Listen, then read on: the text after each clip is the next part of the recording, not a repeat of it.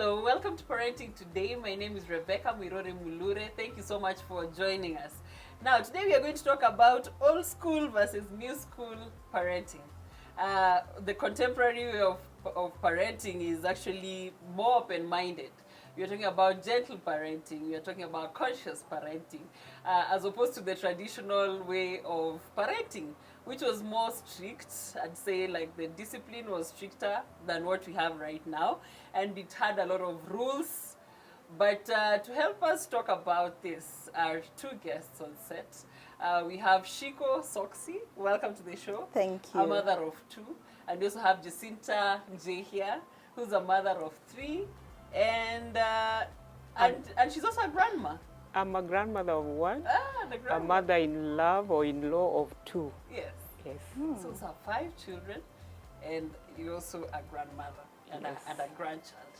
And very soon maybe get another daughter. Welcome to the show, Sasa ladies. mimi ni daughter wa Wewe ni Jacinta. daughter Yes. of Jacinta. She qualifies, She actually. qualifies. She does. Practicing contemporary parenting. Yes. And hapa kuna mom Mom, sasa, kwa old school parenting. How are you brought up? Let's start from there. Hey, my mother was military. Unajua ukiangalia wanaitwa nani corporal nani huyo ndio my mom. My mom had so many hata nguo, how I'd dress. I wore a trouser I think when I was in high school. She was everything had to go by what she tells us to do. Kuingia nyumba lazima uingie ile time amesema unaingia nyumba. Usiangaliwe na kijana asikuangalie please. Na huyo kijana akikuangalia wewe ndio unachapwa. Hata makosa iko yako. So I was raised with so many rules and regulations, yeah. How has that affected how you raise your child? Maybe before that, your children rather. Let me talk to Bamje here hapa. Wale were strict. How I Tell me was about that. raised. Yeah, no. How you raised how you mine. raised Okay. your children. I think you raise your children also borrowing from how you were raised. So Do you want to talk about that? my mother was, I can identify with her, but she was really authoritarian.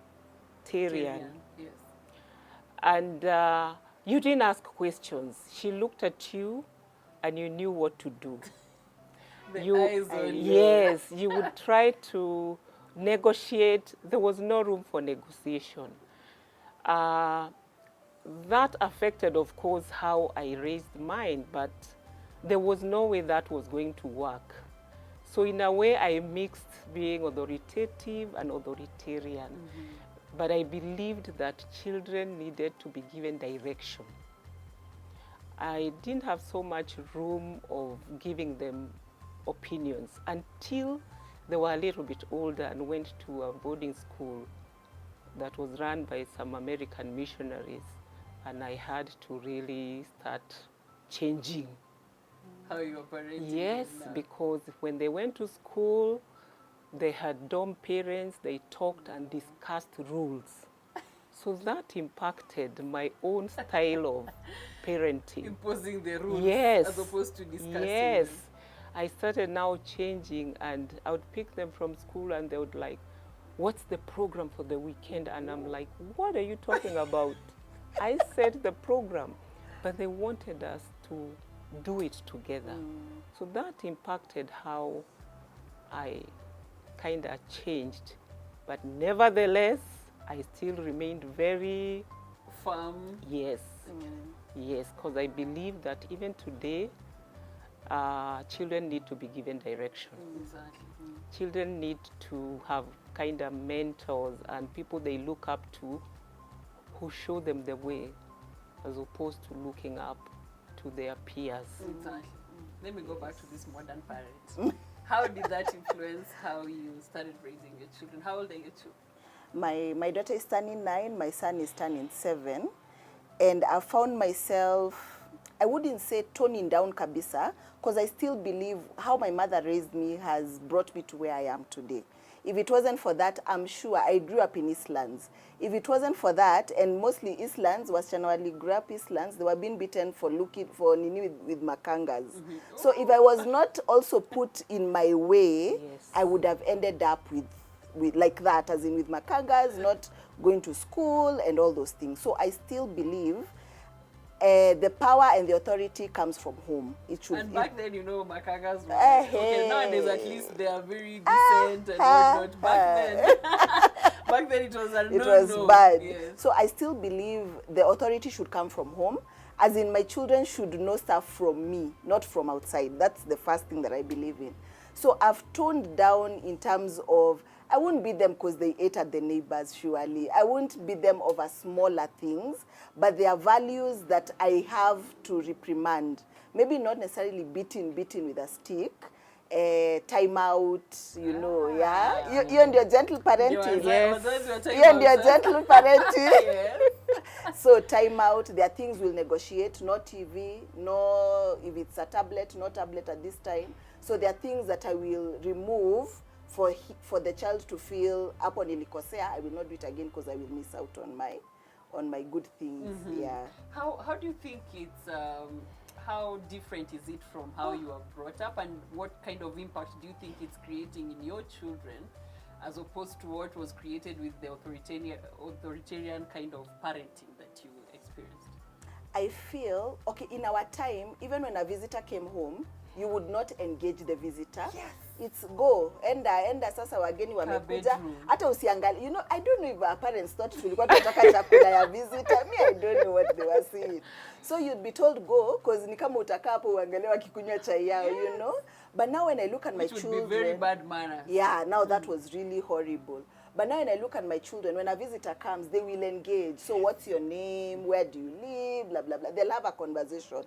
I love that because these are small adults that are, you know, putting in, yeah. And you need to grow those social skills. Yes. I have a 5-year-old, and someday recently a friend visited and I needed to fix tea, and she was the one engaging. Yeah. So later on the friend texts me and tells me, oh, your daughter is such a great host. Yes. I'm thinking, host? What? I was hosting.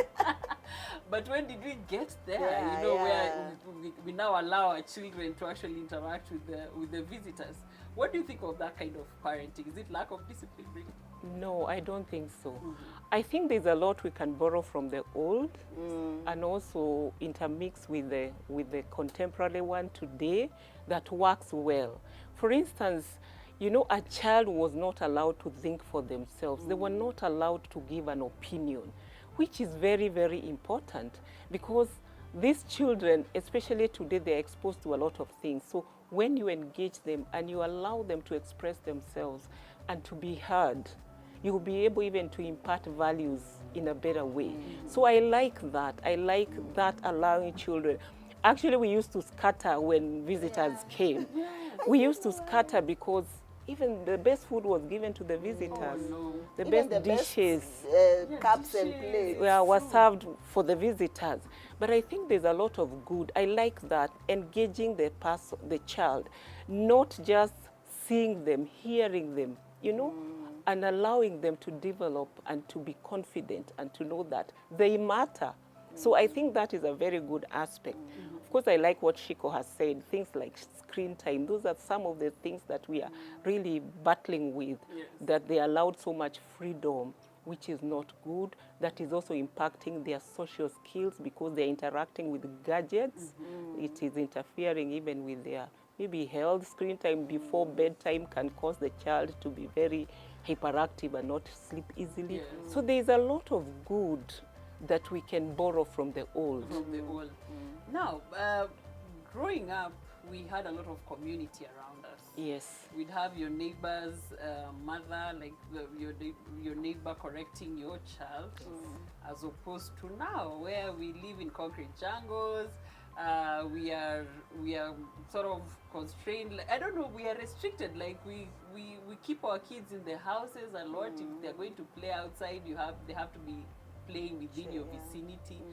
And nobody's mother can touch my child to correct them, so to speak, right now.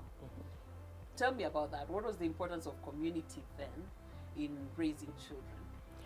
I think that is one thing that really saddens the old school parents, because that community aspect was working very well for us as a community in terms of instilling values and discipline.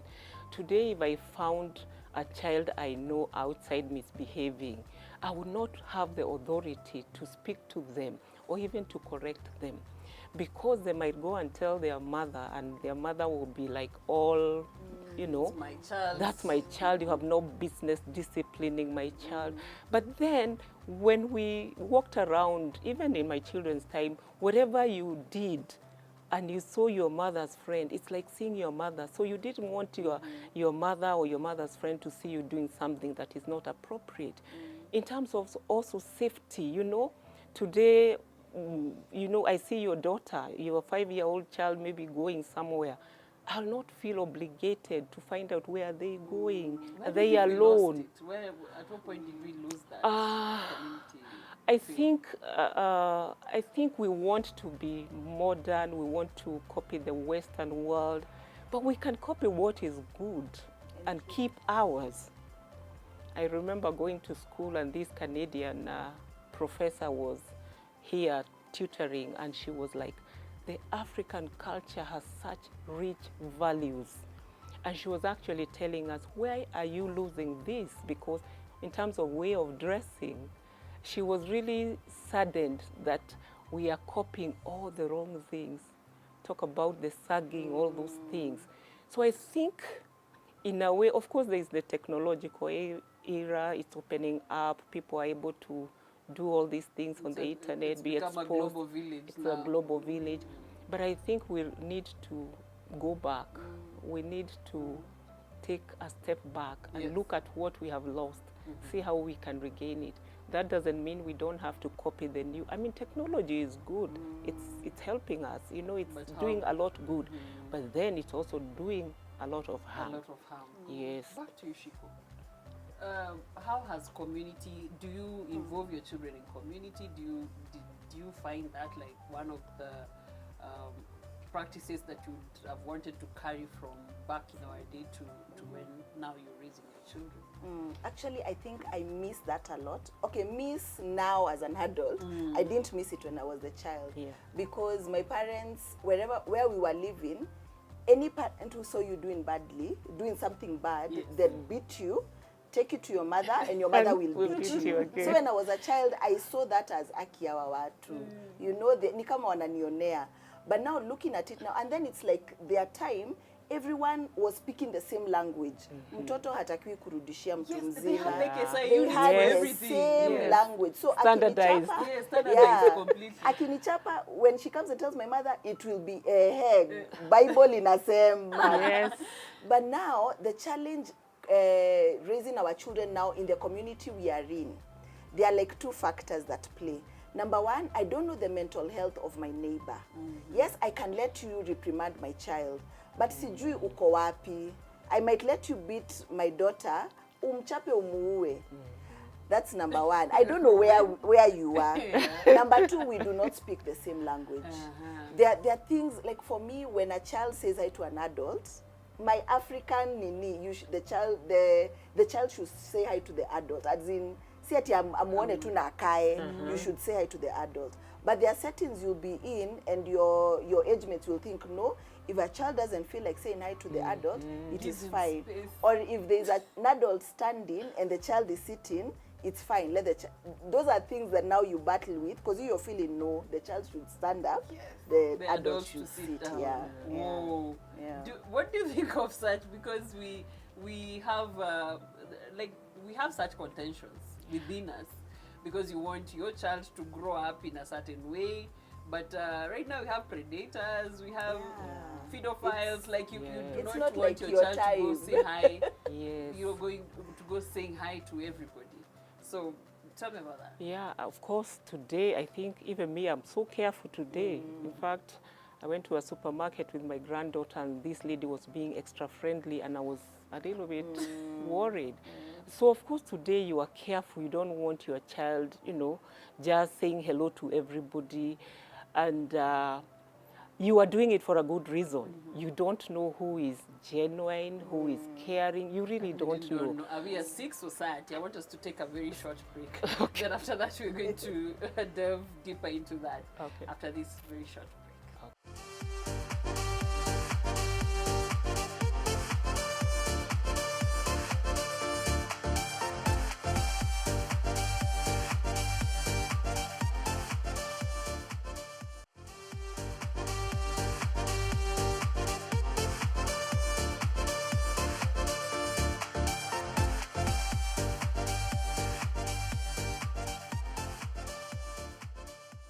Welcome back. You're watching Parenting Today. Today we're talking about contemporary parenting versus the traditional way of parenting. And on set is Shiku Soksi, and we also have Njihia Jacinta, who are talking to us about that. Shiku is a contemporary parent, and Njihia is an old school parent. Not so old school though. Yes, you're talking about protecting your children versus allowing them to grow their maybe social skills, so to speak. Yes, and also I think in terms of community, there are places where you can go and feel safe.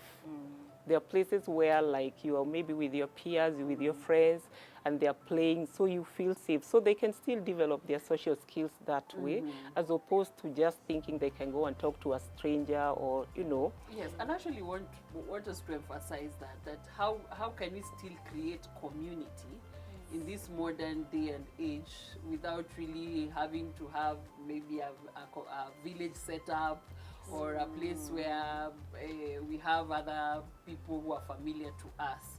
How do you create that community? So I think for us, it's the couples that we hang out with a lot. And there I am safe. If my daughter is with these people, akimchuna, hata mchuna kummaliza, hata mchuna kumwambia this is wrong. So there are those people you hang out with who you when you talk to them, you've seen, yeah, we kind of share the same things when it comes to raising the children. Yeah. Okay. So in terms of parents and the parent and child relationship, I saw something on your Instagram, and you know, you're talking about your daughter opening up to you about her menses. Maybe we'll get to that. But being open to your parents, we were very scared. You know, growing up, it's not like you just walk to your mother. After watching your story, I was sharing with someone how, like, when my menses started, I could not even tell my mom. Even me. Like, I was so scared. I went and I told her, hey, you know, I was beating about the bush. I didn't know what to say. Yes. And then she's trying to, oh, it's okay, it's friendly. And then she gives me this 100 bob, go and buy yourself out. Yes. And that was it. She never spoke about it again. Nothing else. Yeah. Nothing else. I had to rely on pamphlets that I got from a sanitary towel campaign that people had just come to school, and I had to read that for me to get information.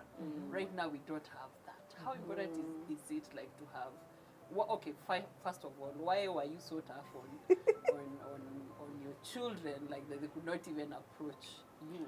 Well, I said that changed a little bit because I remember actually talking to my daughter before her menses and teaching her and telling her what is expected. But nice. Going back, I don't remember that happening with me and my mom. As a matter of fact, my sister keeps telling me, can you imagine? I couldn't tell mommy when I started my menses, my sister who follows me. But for me, I think I fall in between because for my daughter, I actually talked to her. I educated her. I taught her what happens, what to expect, how to go about it. So I'm still old school in some things, but I think I had gained some awareness that it was important to educate our girls or our children. And that again is informed by how I grew up. I grew up also like, my mother was not very close because she had many children, she had to fend for these children. And so I desired to have a closer relationship with my daughter. And so that is what informed me to start talking to her about these things. And maybe also let me mention this here because it's also about parenting and it is important. For me to get there, I had to go to my mother and talk to my mother. Tell her, Mommy, these are areas that I thought would have been better. I didn't condemn her. I didn't judge her. Or like later on in life? Yes, but something very interesting, when I became a mother, I realized I was struggling in some certain areas. I wasn't getting close to my daughter like I would have wanted to. I went for a counseling session in Amani, and I actually called my mother. I asked my father, please give Mommy some permission to come to Nairobi. She came home, and I took a walk with her, and I started telling her what I had missed. This will actually open a whole new conversation, because right now there are so many adults who are wounded by Mommy mommy and daddy wounds. Yes. I want us to talk about, maybe just touch on that a bit. How are you able now to talk to your daughter? Tell us about that experience shortly, and how she's able now to maybe just talk about it. So just then like we talk about the dads. just like you, I never told my mother. My menses came, it was April. I knew the drill. People had come to school, they'd told me, I'd been given my stuff. I continued. So we are two girls, me and my older sister. So I remember, like in June, I went and told my mom, do you know this happened? And I just, is it how it's supposed to be? And I remember all my mother told me, your sister should have taken you through. And in my mind, I'm like, no, it's you who should have taken me through. Then she sat and told me, and don't talk to boys. So I'm like, okay, I will not talk to. I think in our parents' minds, menses meant getting pregnant, and getting pregnant was no-go zone. So with my daughter, I started the conversation actually when she was 5, because our neighbor is like 2 years older or 3 years older thereabout, and her now she started developing the breast and all that early. So when they started talking and she came and brought the story to me, I thought, this is my time. The opportune time to put talk on about my it. mommy hat and start this conversation. It was, of course, very weird, because no one has ever talked to me about it. But I had to, I look at her like my small girlfriend. So I'm trying to pass on what I know and how I can to her. And imagine, she's so excited. I remember when my breast started showing, I never told anyone, started wearing baggy things. For her, this is like, wow. Every day I'm being given progress. I am here. I am here. We'll have an episode on girls, raising girls, I think, because it's like it has opened up so many memories of how that happened. Let me talk about the role of fathers in the traditional parenting and the modern parenting. Back then, like, fathers were very authoritarian, leave alone women, like mothers. There was a seat for daddy. There was, he zone awezi pita. When the dad gets home and then he disappears. There's a friend of mine who tells me the dad would appear, they disappear. Like they go to their rooms. So what was the role of your husband in this case in raising the children? And how different do you think it is right now in the roles that fathers are taking right now? Okay, of course, traditionally, of course, fathers and husbands were really providers. So my husband really did provide for the children. He really provided. He was very present when they were up to a certain age, very present. And I mean by going to church together, going for lunch after church, taking family vacation together. So he really was present for the children when they were little, which was very, very important. But again, we talk about being present and being present, because sometimes you're present and not emotionally present. Present. And again, also, for you to be wholly present, you have also to have worked out through issues, or being raised by a person who was also very emotionally present. So when I mean present, he was present physically, he engaged with the children, but maybe with more awareness, he would have been more emotionally present. But in terms of being there when they were growing up, he was there. In terms of providing, spending time together, but in engaging, I wish more had happened.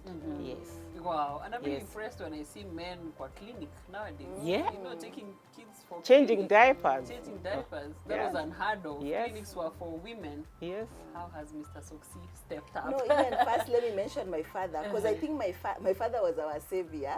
He was the contemporary dad then. Ah. So my dad kind of watered down the militariness, Yes. because at times he would talk my mom out of some things. For example, I became a DJ when I was in campus. Where? My mom found out. Oh, I was trying to place you. Now I know. My mom found out, and my mom was so sure I am. Back then, there were some ladies called Ogopa girls. They were in all videos. My mom was very sure, now yo a DJ, video vixen. ni Ogopa girls na sitaki kwa hii nyumba. So she called a meeting, and I had to explain myself. You DJ, what is it? I explained, it's playing music for people, blah, blah, blah. I just explained. So my dad looked at my mom, and he was like, but Nina wa joki, DJing is not bad. As long as she takes care of herself, because she'll be in areas where, and I was like, what? This is our Jesus. So my dad was very contemporary, because I can vividly remember my dad washing us in those days. So my dad was, I think because he had also traveled a bit, so he had seen He was exposed. kulea si kuua watoto. Yeah. So my dad was very present, present physically and, And present, emotionally. Yeah, Okay. he knew what we were going through, he'd walk with us. Even my mom was also very, it's just that alikuwa na kaza kamba sana. So Mr. Soxy, on the other hand, Mr. Soxy has grown up in a family, he's the only son. So the father had told him and told everyone in the household, kijana haingiangi jikoni, kijana haoshangi vyombo, haoshangi, you know, all those manly ninis, you should not do this. So Soxy came now, got married, found a girl who saw the father doing. So he was battling with that thing of, if I do, mimi nilikuwa nimeambiwa nisifanye. If I do, how will my father, you know, if my father ever had Found out that I'm doing this. So Soxy has been very, very present, but he never wants the father to know that he's changed diapers, he's washed the children, because he feels the father will take it, oh, ulienda ukakaliwa na huyo na bibi, yeah, because of his traditional background. Yeah. And maybe the counseling psychologist will touch on this, like how much how we were parented, how much that influences how we parent our own children. But I hope like the children are also learning from him that you know, not to stereotype that these duties are just for women, these duties are for men only. It's at this point that we take another short break, but after the break we'll have a counseling psychologist, Hamida, who's going to help us understand this better, contemporary parenting versus traditional parenting. Don't go away.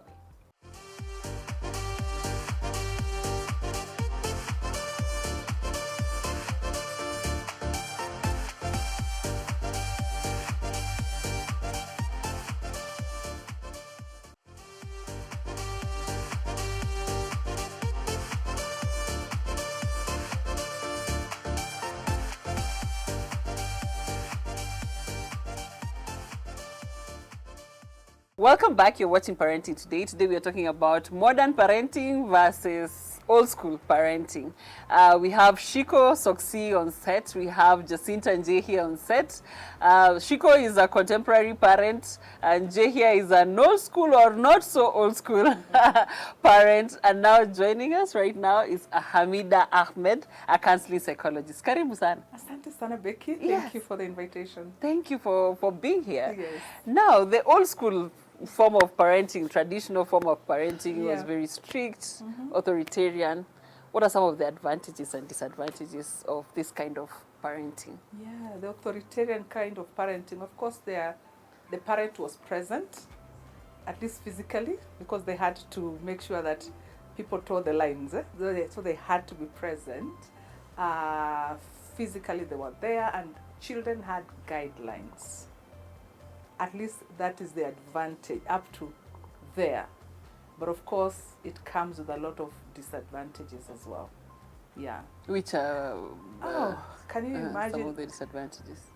We are created with a brain to think, but this kind of a parent only focuses on what they want as a parent. It's like the parent is always right. The children have to follow what the parent dictates. We call it a dictatorship kind of parenting style. And it's parent focused, not children focused. Because by the end of the day, it is the parents' anxiety and fears that are being displayed. Yes, that are being displayed, that are motivating this parent to be able to deal with their children. And sometimes you'll find that they're even scared of being too close to their children because the children will become too comfortable with them and they will not obey their rules. So we find that authoritarian parents are not very emotional when it comes to their kids. They don't connect with their kids emotionally. It's about rules. And when you're talking about rules, we are talking about punishment, not just any other consequences. Punishment, because they want to instill pain. They want to instill fear on the children, because there's a difference between discipline and punishment. Punishment is instilling pain, instilling fear. Discipline is about teaching your children, because by the end of the day, what are we supposed to do as parents? We're supposed to prepare them for the world. Yes. And adulthood. And what kind of adults does this kind of parenting create? A lot of anxiety. Because you never know what the kind of mood this parent is going to come with. You don't know how much, the extent to which the punishment is going to be. Yeah, sometimes you've heard of parents, their child has stolen 50 bob and they end up, having their hands tied together and burnt. We've had those cases in Kenya. So you can imagine this parent has no parameters as to, what are the limits. There's no freedom. Because when you're talking about the authoritative parent, there's freedom, but within limits. Yes. But when you're talking about the authoritarian parent, there's no freedom, just limits. Authoritarian and authoritative. Exactly. What kind of adults have been created from this kind of parenting? Is it a reflection of the kind of parenting that they receive? What kind of adults have been created from that? From the authoritarian parents, there is the risk of, bringing up children or adults who have a lot of anxiety, who don't know how to make their own decisions, because when they made decisions, what happened?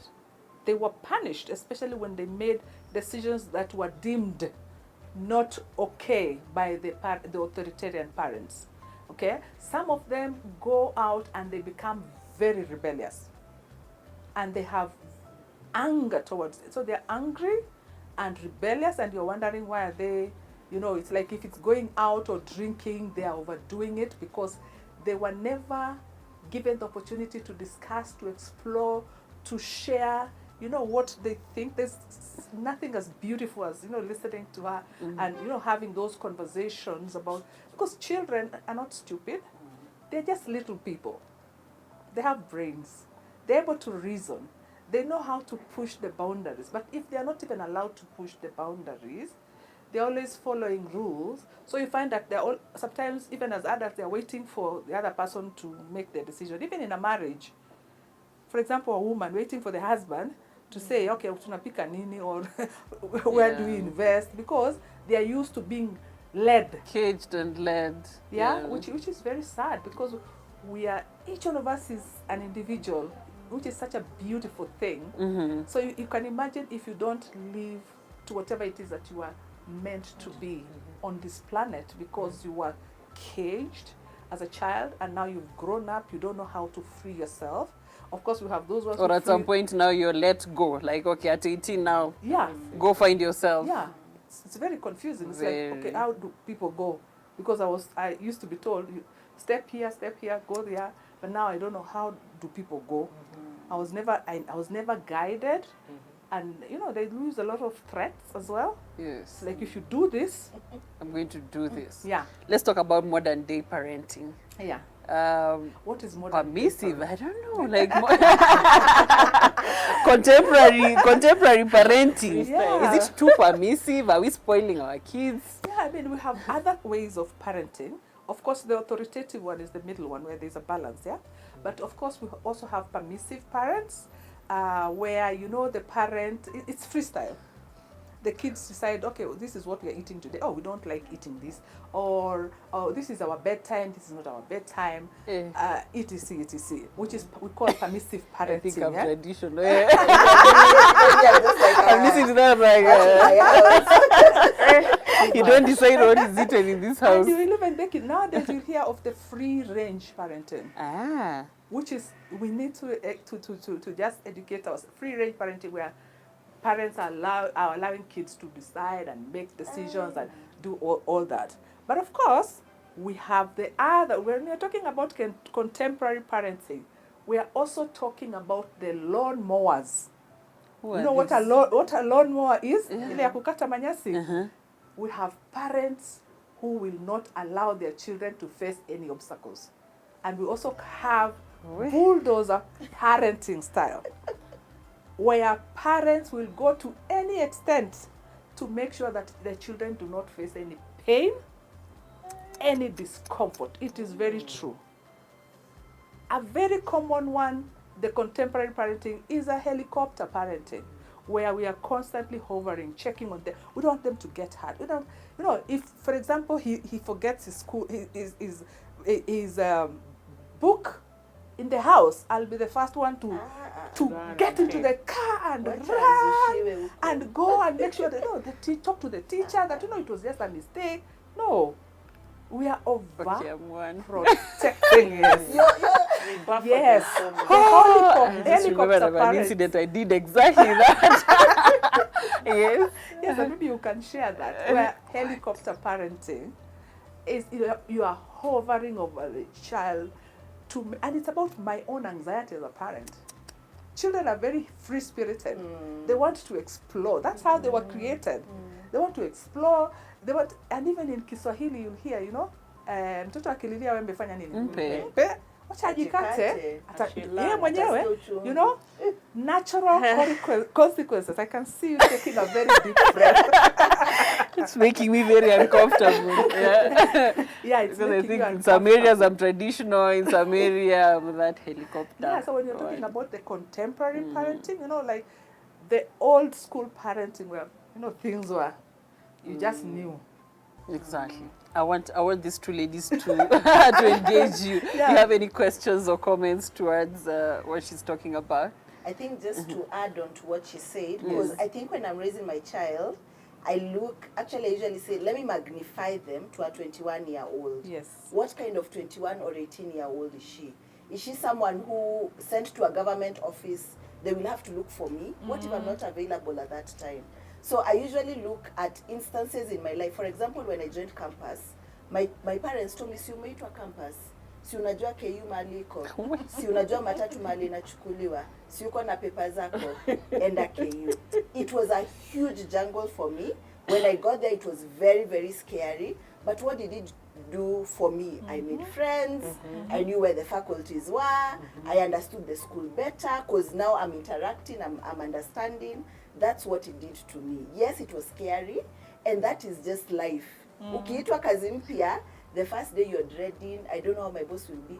It will forever be life. So whether I'm there or not, I want this child to be able to maneuver all this. Umesahau kitabu, enda upigiwe makelele na upewe detention or whatever they call it, then come and tell me the story. Then I'll tell you the lesson that you've learned from So you that. threw them to the deep end.